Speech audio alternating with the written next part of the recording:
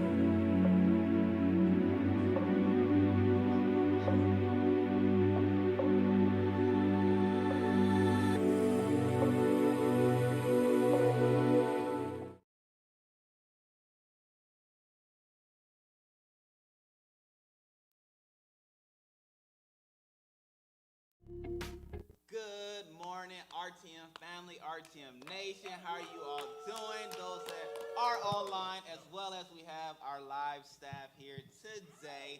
And so we are also excited here. As you can see, I'm filling in for the also great Pastor Lamar. We also have our senior pastor, Pastor Brian, here today, this morning, for another deeper dive. And this one is an awesome one because this one started off our family conference 2021 titled Together Again, which has been a great family conference so far, a 5-day family conference. However, we had it kicked off and started with our pastors, right? Yeah. Pastor Brian and Pastor Deborah started that thing off on Sunday, and we had 2 services, right? We brought back 2 services, so that was even fun. But we have it. So now, of course, the title being Together Again. Pastor Brian, what would you say, just even starting with the concept of our family conference, what was the idea? What is the idea behind our family conference in 2021? Yeah, it's right there in the title, right? For us to see things together again. To see our families together again, for us to see what God has called us to do through our families together again. And so that's really the goal, for people to leave the family conference feeling in some way, in some type of, in some shape, that things are together again. And so that's the goal, right? For people to see it together again. Right. And even on the back end of Together Again, I know we are focusing on the things that we actually do have. Yeah. Right. And so even with the idea that people shouldn't see themselves detached or feeling less than or lacking anything, but, there are some things that you actually have. I know that was one of the points that, you want us as speakers to be able to address, and things that people should leave with. Which is phenomenal. Which, on Sunday, 9 a.m. service, you talked about the widow woman. So how would you like to expand on that? Yeah, so that's part of the process, with the goal being for you to see things back together again. We have to start talking about, but what do you have, right? For us to change our outlook on what we see. It's going to be impossible for us to see things together again if we bring the same outlook into our situations. And so everybody, right, kind of picked up the theme of saying, okay, how can we help someone or help any in their different groups, seniors to singles to young adults, to how can we help them see what they do have so that they can get to the goal of being together again, seeing things together again. And so, of course, starting off on Sunday, it's like you got to change the outlook, because if you're still using the same filter to look over your life and to look at your family, it's going to be impossible for you to start the process of revaluing what you see. Yeah. So very true. No, that's so very true. And even with the idea of it being a family conference, talking about the widow woman, knowing the different things that she dealt with, it's so very true, right? There were moments in which she could have seen that there were lack, or there were times in which I do not have, and man, I prayed for this son, and I don't have. Like it was so much, but she was put together again. Yeah. So it's a family situation. Boom. And so I think that's the first thing we can realize is, with the story of the widow woman, it's a family. We're talking about family dynamics. We're talking about a situation, real life situation that in some way, shape, or form we're all going to meet. And so when you start talking about a family, it's just a great opportunity for us to look into a family that had just suffered loss, but how they didn't allow that moment to then just kaleidoscope or turn into just an avalanche of just seeing themselves as broken forever. Yeah, so very true. And with that, you had, as we have in our notes, a pastoral moment, which even it transitioned into our night on Monday night with Crystal sharing. And the slogan or the tagline is, which, I want to hear a little bit deeper into that. Satan is not smart. He's recasting fear and uncertainty. And you go on to say, I will not allow what's happening in this world to forecast uncertainty on what God has spoken. Yeah. So, like, how would you say for us as believers to just be ever so mindful that Satan tactics and what we actually do have to overcome those things? Yeah, I think, like you say, I think sometimes we forget that there is an adversary, the word is used, that there is a strategy at place to try to keep you from what God has for you. And so sometimes when we lose that, we end up becoming adjusted to something that we shouldn't have adjusted to. We end up making modifications to things that we shouldn't have made modifications to. And on the outside, it may seem as though, it just was this little change or that little change. But ultimately, what it put us in is a place of uncertainty. What it got us to is a place where we didn't feel confident anymore. And sometimes you got to see, man, what's the ultimate goal sometimes of Satan's strategy? What's the ultimate goal of the things that I may be having to see or what I'm having to make decisions about? And it is, most of the time, it's to get you to a place of uncertainty. Because when you're in a place of uncertainty, it's obviously to be confident. It's hard to know what to do. It's hard to make decisive decisions. It's hard to even, really, most people just freeze up when they get to moments of uncertainty. And so it's important that we realize that one of those strategies, right, one of the strategies that gets deployed against us in our walk of faith is to get us to a place of uncertainty. And in that place of uncertainty, it's just very hard for us to walk confidently in what God is saying to us and what God wants us to do. And so the strategy is to get our families into uncertain places, to get us personally into uncertain places. And it happens through a barrage of questioning that you don't have answers through. It happens through making you entertain things that you normally wouldn't have to entertain on a normal day-to-day basis. And so that's what that was pointed towards. Like, hey, we see these headlines, we see these stories, we see these reports, but and we know that you have to have a response to it. You're going to have make a decision from what you're seeing. Just don't allow it to plant you in uncertainty. Don't allow it to start to freeze you in what God has called you to do. And so that's what that was really pointed at. Right. And even with that, for those that are members of RTM, we know this year with the tagline built to last, right? We know we're going into this year and coming out of this year knowing that we are built to last. And so all of the sermon series has been pointing towards that same theme. And with what you just shared, it even just reminds me of the fact that we are built to last. And even going to other sermon series, you've said, we go by what's been said, not what's being said, right? And so those points of uncertainty and things like that will be those things that's being said, but we always have what's been said as those reminders. And also with the hear and do, you had that within one of the sermon series, we hear and we do. And even in the one roll call, you were even sharing how when those moments of uncertainty comes, the worst thing you can do is be stagnant. Which the hear and do is one of those things that there's activity that takes place. We hear what God says, and then we act on what God says. And so that uncertainty area is where we stay stagnant. It's where we rest. Is when all the tricks get played, right? So how would you point the uncertainty and things like that, or knowing what's been said through the start of the family conference to the overall built to last? Like how? Yeah. So, which I've been having a lot of, a return, right?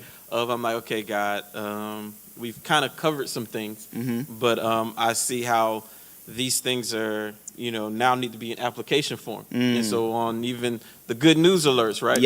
The good news alert, if anybody have noticed, is really the content from Don't Worry, Stay Ready, which was a series on what to do when you don't know what to do. That. So it was like, okay, I understand that the strategy is uncertainty. The strategy is to get you to freeze up. But we've already talked about in our Built to Last year, in order for us to be built to last, we have to know what to do when we don't know what to do. We have to not allow ourselves to get put back into a space of worry. And so that's where, we say these things are all circling the same point that God wants us to live, the same place God wants us to live in for this year, which is to start to build things that last, to start to do things generationally. And so Satan's strategy is to put us in uncertainty, to get us to freeze up, to get us to worry so that we won't actually walk forward in anything. And of course, part of that, right? The whole point of the Don't Worry, Stay Ready series was that when you don't know what to do, you have to value God's presence as enough. You have to value God's presence as enough so that you can see things from a holistic perspective. Like, I'm not alone, Jesus is here. I don't know, it's not that I have every answer, but Jesus is here ready to give me everything that I need to know. And so it's all about valuing his presence. And it's so important that when we have a strategy coming towards us that's trying to place us in uncertainty, that we don't place value in the things that could put us in further uncertainty, but we place value in the things that brings us back to a solid place, back to a place of feeling confident, which is valuing who we are, valuing Jesus in our life, valuing the Holy Spirit in our life, valuing God as our Father. Like when you start to value these things, back to family, you start to see things together again, right? You're like, okay, I understand that they may still be doing what they're doing. She may be still doing what she's doing. He may be still doing what they're doing. But how do I value God's presence in my life? How do I value God's presence in my family? How do I value what he's going to do and what he's going to bring? I have to value that as enough. So very true. And, that's one of the tricks. One of the tricks being we have insufficiencies. One of the other tricks is, not insufficiencies, but even talking about the lack thereof of the enemy. He'll try to do those things. One of the other ones that you spoke to is within a truth is. And the truth is was oftentimes what we categorize as insufficient, God has labeled as influential. Like that came out on Sunday. Like what inspired that thought? What inspired that truth is statement? Yeah, it inspired. What inspired was to get us to have a different outlook on life, and a lot of times, it's to inspire us to have to continue to maintain the right outlook on life. Because we are right. We're quick to want to categorize something. We're quick to want to put something in a box so that we can understand it. But oftentimes that box we put it in, or that category we put it in, isn't mirroring what God sees there, isn't mirroring what God can do with what we've pretty much put a limitation on. And we said this earlier in the year, right? We're not qualified to determine the materials God needs to do what he promised, right? We're not qualified to determine the materials God needs to do what he promised. And so all of that is just flitting in that same flow, that same understanding that, man, let's just allow God to be God. Let's allow ourselves to be who God's called us to be. And just trust that even when we don't know what to do, even when we may not have the answer, that God is all the while at work here. Yeah. And I don't need to be too quick to label things, categorize things. I don't need to be too quick to try to understand so much that I'm trying to get to the point of controlling it, you know. And so that's what that was about, right? Just making sure that we're maintaining that outlook, maintaining that outlook that allows God to be God in our lives, you know, that allows us to use the slingshot to take down the giant, that allows us to be many of the stories we read about. We're seeing people use things that we wouldn't categorize as what could get the job done, using those things to get the job done. And so, yeah, which is so good. Which even on Sunday you talked about, even as Pastor Poe talked about, as Pastor Deborah talked about, how you see the problem is the problem, right? And that's so very good. And then Pastor Deborah at the 11 o'clock service started talking about the way we think and how the way we think affects the things that we see, and how we affect the things that we see is what we then say, and all those things, like it all lined up. But then you also talked about the filter. So like, how would we, or how should we as believers keep our thought processes in mind? How should we think? How should we go about life knowing that we have everything that we need, knowing that we are equipped, knowing that there are tricks of the enemy, but how do we walk with the mindset that we are together again, we are whole?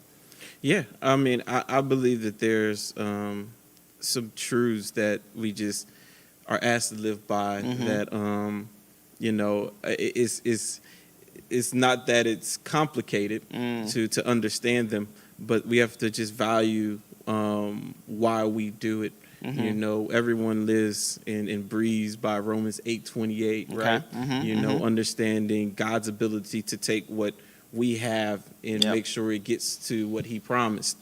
And that's simply it. That's what we just have to live by it. We have to say, this is true, this is for me. And that is why I can't ever categorize something as dead. I can't ever categorize something as done, because I am called to live by Romans 8:28. I am called to respond to the fact that God can use whatever he wants to use in order to get what he wants to get done. And one thing that I always talk about, right, the qualities that we see in Romans 8:28 is that, man, it's going to be good and it's going to make God happy. That's what it's telling us. It's telling us it's going to be good and God's going to be happy with what happens with it. It's going to be according to his will. And so we just have to live by that. And that's why we can't just be so quick to label, can't be so quick to call it done. We can't be so quick to say it's over. And so we're asked to walk and live by Romans 8:28. Live in the understanding that, man, my job is to believe. My job is to love. You know, my job is to continue in hope. You know, my job is to continue in faith. You know, my job is simple. It's only when we start to do God's job that things get heavy. It's only when we start to try to judge the hearts and intentions of men. It's only when we start to try to see beyond things that God has the ability to orchestrate and do. And, you know, just enjoy life with God, I say. Like, enjoy life with your Father. And so very true. And even on Sunday, you address how God handles deficiency. And it shows up in the woman with the widow woman and Elijah helping. And, you know, one of the main things that just showed how good God is, Elisha asks, what do you have? Right? She had the mindset of all the different things that she didn't have, how she wasn't able to supply, how she was down to the end. But yet she still gave. Shout out to her. That's why we talk about her here today. She had a giving heart. And so in that, Elijah asks, what do you have? And then, of course, the supply started to come. So, like, what was the, I won't say the mindset, but what would you say is something that you may want to highlight outside of, or dive deeper, since this is a deeper dive? What are some ways you want to dive deeper into that part? He says, what do you have in your house? And like I say, it's a beautiful picture of how God deals with insufficiencies and deals with deficiencies in our lives. And not that he would do this same way. He's asking you to go collect your empty jars, right? But it's for us to understand that God does deal with what's insufficient in our lives. God will respond to the deficiencies in our lives, and for us to stay always open to how many ways God can make sure that what we need is provided for, and how, man, so often God will use the very things that we call nothing to make what we need to have the supply. And so that's what, we're seeing there, that he says, what do you have in your house? And it's like, wait a minute. That just challenges us to say, I can't be so quick to label what I currently possess, because God may want to use what I currently have. Right. And God often does, right? Because it just shows how incredible he is. And we always talk about, man, I like to say it like this, it takes a miracle moment for a miracle to happen. Wow. Right? And a lot of people want a miracle, but then overlook the moment that creates a miracle. Yes. What's that moment? It's where you don't have the answer. You can't see how 1 + 1 is going to equal 2. Like, nothing adds up. Nothing looks as though it can. Everybody wants a miracle, but everybody wants to push away what miracle moments look like. Right. And so it's like, man, all you have is the ingredients for a miracle moment. Yeah. Right. That's what this all is made up to be. Right. But just realize this, and that's why we say we can't just be so quick to label things, because God may want to use the very thing that we are labeling as nothing. And that's what we get from here. And for us, and it's so awesome, right? Especially talking about our families, and how we always are thinking about what our families aren't, what our families don't have, is the fact that he said, well, what do you have in your house? And then what do you have in your house? Like, what's in your house? What do you currently have ownership of? Like, what do you have the ability to work with? It's given us so many awesome pictures of how we can't even view our families in whatever state they're in as dead and done. There's something there. There's something God can use. There's always something God will use, and he'll work it together for the good. He'll work it together according to his purpose, and that's what we're watching Romans 8:28 be walked out. Right before Romans 8:28 was given to us by Paul. Right. So very true. We're watching it. Yeah, and I love the fact, even in the story itself, how she was a giver. She gave of her last, and after that, then it was like, okay, well, what do you have in your house? And then she was able to be supplied with what she needed after that. And that just shows the greatness of even family and a family unit, how we have the ability to give. There are so many things that we can give to others, and it may not have to necessarily be food. It may not necessarily have to be money, but there's love that we can give. There's hospitality that we can give as well, having people into our homes and things like that. And not after that, because it's not like we have to do this to get that. We know God is good. What you talk about, that God is good because it's good, not because of the good that we do.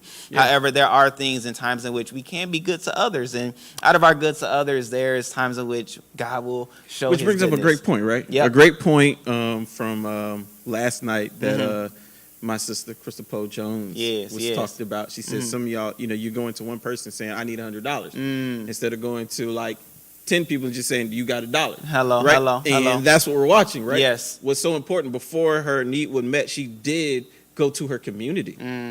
And she collected empty jars from her community. What empty jar do you have? What are you calling nothing? What are you consider nothing? Wow. Like, she collected what a community of people called nothing. Correct. Which gave her the ability to have more than enough. Absolutely. Right. And it just was, as Crystal was going through the example, I was like, that's it right there, right? Like, some people, you need $10, and so you keep going to people who ask for $10. As long as you just go to everybody ask for $1. You're thinking to yourself, well, man, I'm going to have to talk to this person, talk to that person, talk to this person, talk to that person. You're thinking about suffering in silence because of the fact that you're going to have to share with so many people. And I'm like, that's exactly what happened to this lady. She had to go around to people and be like, hey, you got trash in your house. That's what she was doing. Like, in their eyes, like, you got some trash? You got some empty jars? Like, you got something you don't want, right? She saw it as nothing. I'm pretty sure everybody saw it as nothing. Right. And so she's like, hey, you got some trash here? And she's just picking up people's trash, like picking up what they left over. They're probably not thinking of nothing.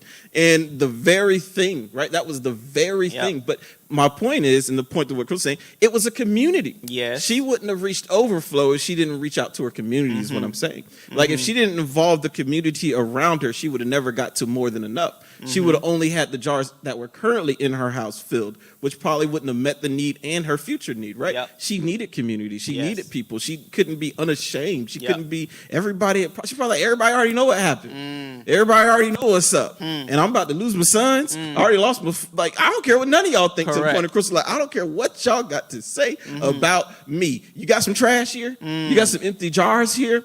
And what's amazing to me, and I'll use this, it's such a beautiful picture too of how, of something that naturally happens that we just never want to fall victim to. Here's what I know, right? The only reason the jars were considered nothing is because they weren't filled. Yes. True. It's not that the jars didn't have the ability to have value. Right.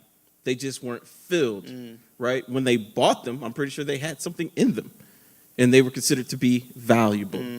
But over time, it became devalued as what was in it became depleted. And a lot of times, that's a picture of us spiritually, Yes, sir. of how we're seeing something as done, we're seeing something as useless, and it may just be that this person hasn't had an experience with Jesus recently. Yeah. They haven't had an experience that's going to fill them back up. And we're trying to call that person done. We're trying to call that person over when all they need to do is be refilled, you know, and That's we've good. devalued them because of the fact that they've used all that they've had. They're just tired. They're just worn out. Yeah. They're just that empty jar. And oftentimes we try to, and I say it like this, everybody says this, right? They're like, God doesn't call the qualified, right? He qualifies whom he calls, right? You know, you can not have qualifications and God will still use you. But everybody applies that towards them, but they're very slow to apply that towards others. And when it comes to our family, it's so important that we view them with the same love we are expecting God to view us with. Yeah. Yep. And we can't just call them nothing, and we can't just call them and look at our families as though like they're broken and they'll never be fixed again. Well, we're not even expecting God to see us that way. And it's so important that as believers we view our families with the same lens that we are seeing God view us with. Yeah. And so that just creates us an atmosphere for us just to love, because loving is good, right? And I'm starting to step a little bit on Sunday's message, right, which I'm super excited about. Hello. New sermon series. Super excited about, right? It's all links together Yeah. anyway. God has one thing to say, which is be built to last, right? Okay, hello. And how for us to be built to last, we have to reevaluate how we see deficiency. We have to reevaluate what we call done. We have to relook over what we call useless. We can't have these. I tell this all the time. Some people come to me like, you know, they're like, as a Christian, right? They're like, I'm like, as a Christian, I hate to say this, you don't get a choice. You have to be optimistic. Like some people are like, I'm not an optimist. As a Christian, you have to be. Wow, that's good. Like You're it's thinking. You have to be. Yes. You have to always see the jar half full. You can never see the jar half empty. I know. You may want to say, no, it's my personality type. Then your personality type has to change. Yes. Which it should, and it can. Because for us, the glass is always half full, never half empty. We are called to be optimists, aka believers, aka I like faith-filled that. people, I like that. aka people who have the hope of God living inside of us. Yeah. And so it's like we can never call something not enough. We have to always see things as having the potential to be more than enough. No, that's so good. And I want to ask one last question, which you started to answer it in itself. But I want to ask the question. You asked it on Sunday. And the question is, what are you overlooking? Let me ask the question all over again so I could do it right. What are you overlooking that God sees is worth everything? Now, asking the question, of course, there are things that people have been overlooking. However, what are some things that come to mind that people are overlooking through the family lens that they should not overlook, that God sees worth everything? Yeah, and so a lot of examples that happen post-service come up in my mind. And, you know, I love those post-service conversations Yes, because sir. you get to go into like literal application points. And one of those post conversations, it just was a group of men. We were standing around, and we were talking about that very thing, but in a family context. Yes. And how, like when they were dating their now wife, they used to value the fact that as soon as they got off work, they called them. Like if they got off at 4:30, they would call them at 4:30. But now that they are married, it's okay to call me when you get home. And how that right there created a systematic process of devaluing, and how it may have seemed so little that you called me right after you got out of work versus you just calling me once you got home. Wow. That I wasn't faithful with it because it seemed so small. But what it actually created over time is a devaluation in your mind of how I value what's going on in your life. Wow. Wow. My goodness. And so, that was a real way where it's like, what have we started to see as nothing that really was something? And people are trying to, and the part of the conversation was people are trying to win back their marriage by having an awesome anniversary when all you had to do was start calling them again as soon as they got off work, because that's how it started. Wow. My goodness. That's marriage jewels right there. My goodness. So, I love the post-service conversation because it gets into real application points. And so I was having a conversation about five men. We're just standing around just talking. We're like, how is this really relevant for us in our lives? And we started to just go through like, no, this is what that means. That was that faithfulness over that little. That over being faithful over that little, what seemed so little, which was, and I know everybody who dates remember that moment where it was no, as soon as you got off, I called you. But now you can live a whole life in between when you got off and when you get home that I know nothing about, and we consider it okay. And then we find ourselves not respecting each other, not valuing each other over time. But now I'm trying to take you on a trip around the world instead of just texting you once again when you get off at 4:30. Yeah. It was the little thing. What little thing? And that's where we kind of ended the message. We get so caught up in what can move the mountain that it looks like we're actually performing manipulation. Ooh, wow. Yes, sir. And people know that. Like, you didn't turn the whole little rock. But people know that. Yes, sir. People know that. People know when you're trying to play them. True. And so it's like, you have to go back to what really mattered. And it's something insignificant that you're looking over right now. You keep trying to, I love you, baby, so here's a new diamond ring. Everybody know you trying to use the flash of the diamond to blind her of the ignorance you just committed. Right? You're trying to blind her of the ignorant you with the amount of carats in the new diamond you bought after what you did. Everybody sees the game. Right. But that's what people keep trying to do. And unfortunately, that is not healthy in families.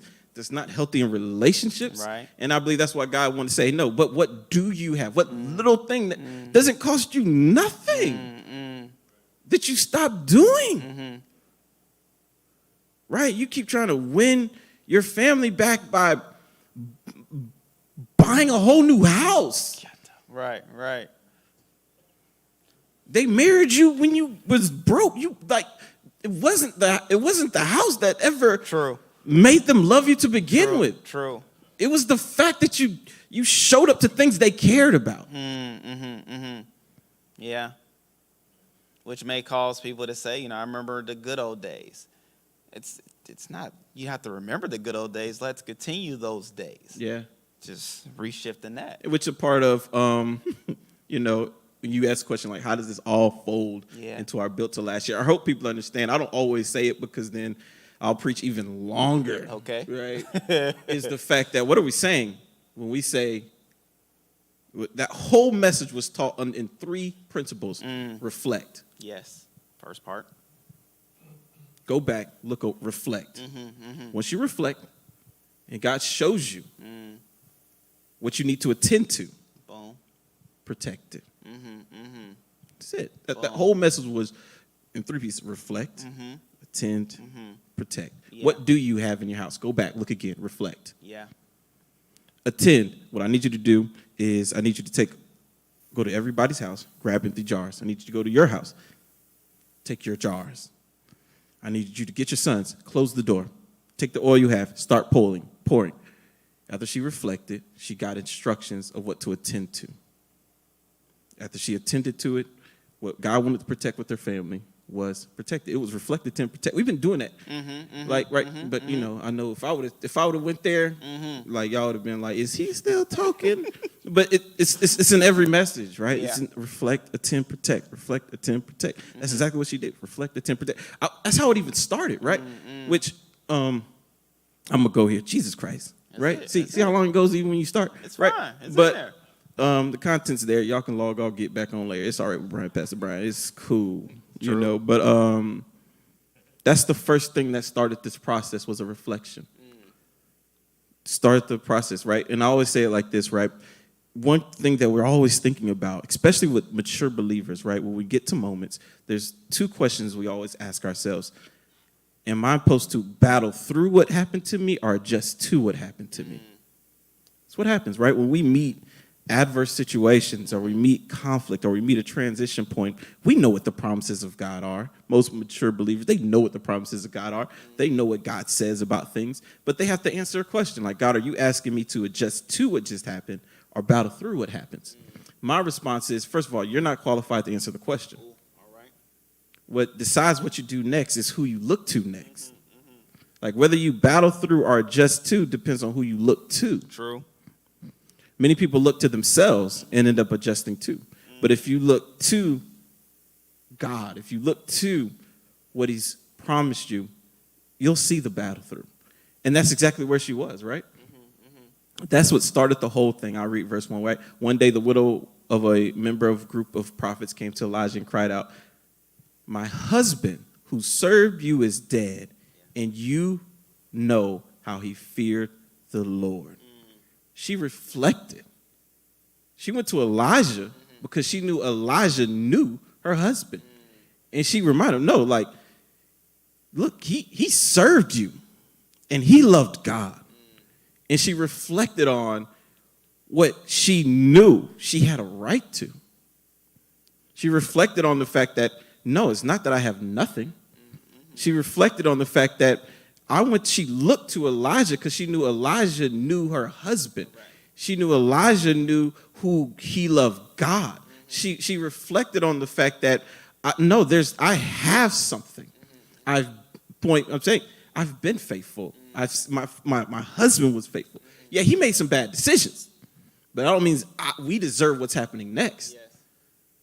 Yes. But she reflected. She remembered. He said, "No, Elijah.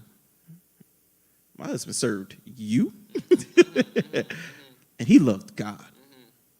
And those two things alone means that you should help me do something about what's going on here." Anyway.